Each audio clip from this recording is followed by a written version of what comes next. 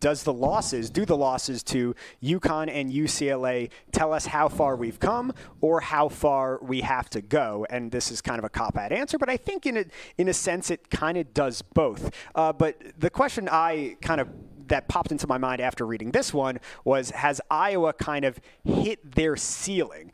In a little apples to oranges way, the Iowa football team, maybe did they hit their ceiling at some point? Can they not quite compete with the Ohio States or the Indianas of the world? Are they a little bit, are they closer? Are they far away? So let me just ask you about that in regards to Iowa women's basketball. They're getting wins over a great team like Michigan State, a great team like Ohio State, but they get beat by 20 plus against UConn and UCLA. Well, I think one of the things you have to remember is you have to put some of those games into context. UConn, neutral site.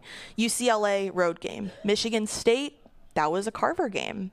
Oregon, also a Carver game. So I think the atmosphere certainly play into it. When I look at this particular question, I think of two things. Yes, I think there's a little bit of both, where UCLA, particularly UConn this year, is leaps and bounds impressively ahead of so many other programs across the country. But you're really starting to see these powerhouses almost isolate themselves in that top 3, maybe even 4 in the AP poll we're seeing consistently. You're not seeing a ton of movement there.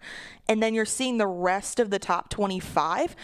And it's not necessarily a bad thing. I just think that those programs, those top programs, are just so far ahead of the game right now in terms of the players that they've had and how they've developed, how they've gelled together.